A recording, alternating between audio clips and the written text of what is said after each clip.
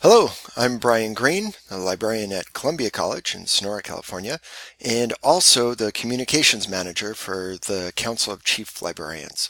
This is a video to help you set your Google Groups preferences so that you can receive mailing list messages at your work email or any email that you like.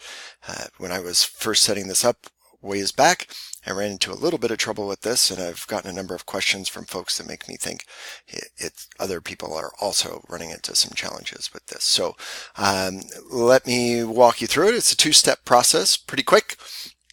First step is when you're in Google, up on the top right, you need to go into your account. So click on My Account, and then Your Personal Info.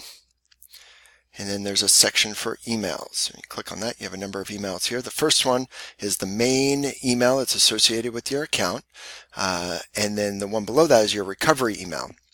And this is where I was getting a little bit thrown off. I had both of those set, and but I was unable to select my work email as the email that I use for the mailing list. So what I needed to do was come down to the alternate emails section and click on this. You can see I have it set now, but if you just click on this, it'll verify that it's you. And then you can change it or add another email.